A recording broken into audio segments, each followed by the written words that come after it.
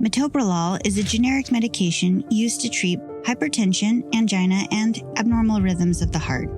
My condition, which falls into the latter category, is called atrial fibrillation, also known as AFib or spastic heart, or a heart that dances to the beat of its own drum. Trademark.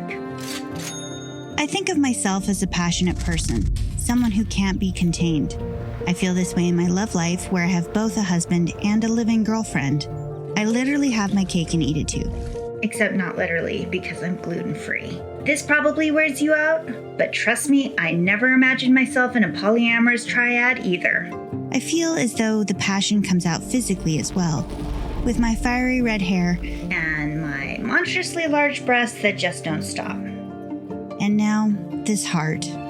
I like to think that my physical heart just can't handle my passions. That the abnormal rhythm of my heart is a reflection of my abnormally intense emotional life. I don't like to think of it as misfiring or malfunctioning or just plain wearing out. Which might be more accurate, but certainly isn't as sexy. And in a surprising twist, I really want to be sexy. For you. I don't look into it when it's first prescribed to me, but I later learned that metoprolol works by thwarting the sympathetic nervous system from making the heart beat faster. By blocking these nerves, metoprolol can treat abnormally rapid heart rhythms. So says Medicine Net. It's a good thing I'm on metoprolol, because when I look at you, my heart starts racing and I get shortness of breath. I think that this is a result of a strange and sudden burgeoning of feelings for you. I mean, right out of nowhere. But it's also listed as a side effect of metoprolol. I've been taking metoprolol for over a year, since my heart first started hinting that something was wrong. In the beginning, I took it only as needed, when I experienced those rare hiccups in rhythm. Probably around the time you moved into my neighborhood. Later, as symptoms increased, I started taking it once a day. When I was officially diagnosed with AFib, my cardiologist increased my intake to twice a day. I never experienced any side effects before, and I certainly didn't expect to now. But along with shortness of breath, more common side effects include blurred vision, confusion, dizziness, faintness, or lightheadedness. Sweating. I am seriously confused by my attraction to you. You're just my goofy, bespectacled, super unavailable friend, right? But then I think of you that night. The night I saw you from across the dance floor. I saw you, and had there been a DJ... I mean, the old school kind that still uses turntables and not the kind that just makes a playlist on their iPhone. The thunder of my heart would have surely caused the needle to skip.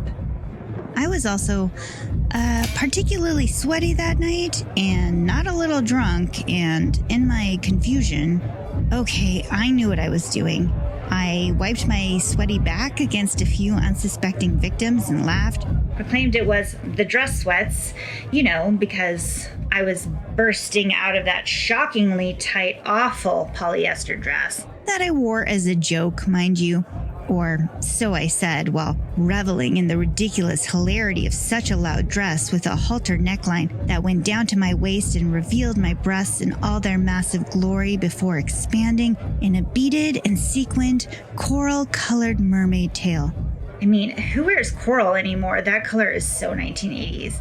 And so I'd like to blame the polyester dress or the drug for my unnatural sweating, or at least blame the alcohol.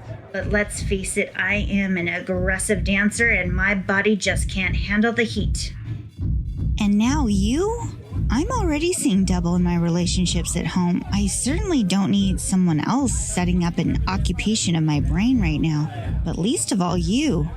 We, as in you and I, make no sense. Or is it just so crazy it might work?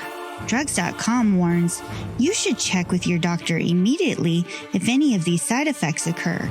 Less common side effects include inability to speak, seeing, hearing, or feeling things that are not there, short-term memory loss, halos around lights, tunnel vision.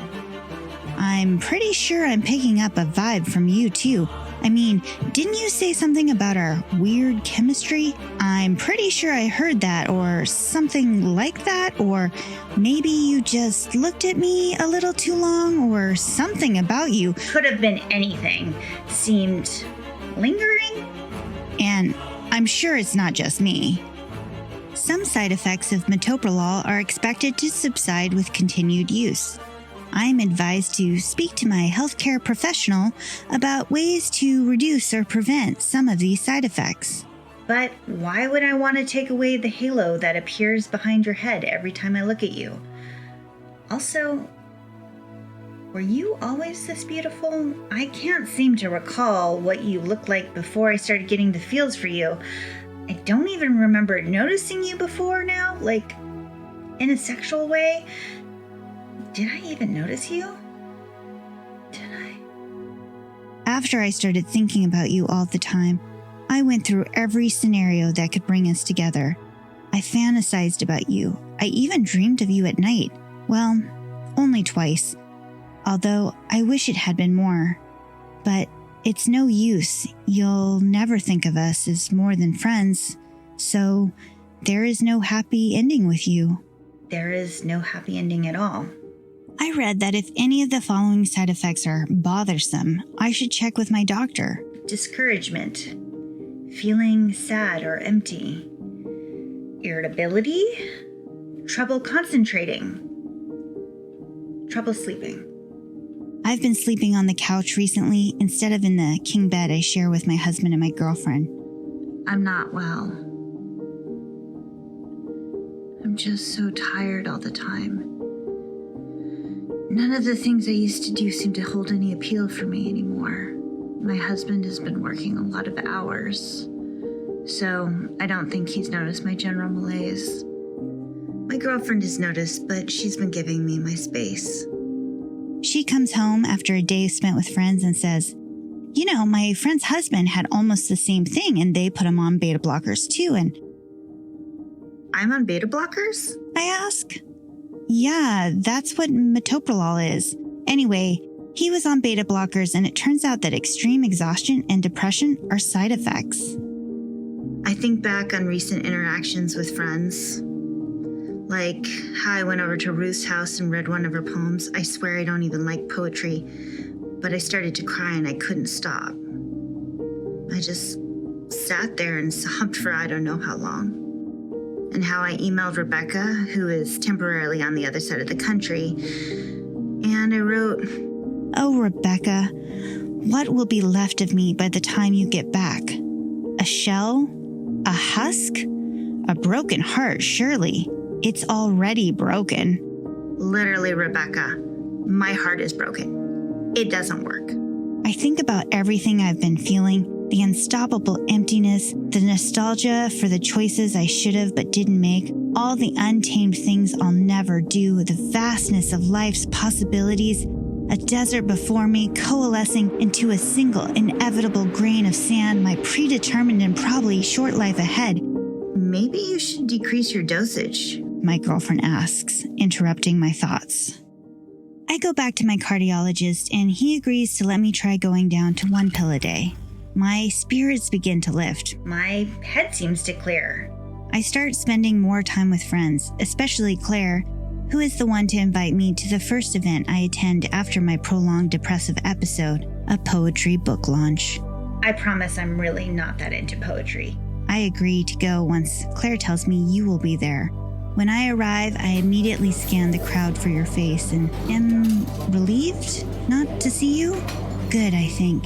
I need to be physically prepared for this revelation. I find Claire instead, and I tell her the good news that maybe it was all in my head and I should be better now that I've decreased my dosage and... Wasn't that ridiculous to think of me with you? Well, you're about to find out, Claire says. I look behind me and sure enough, there you are. Walking in with your distinctive gait, your slight but permanent slouch, your tilted smile. Or is it a smirk? And my heart flutters.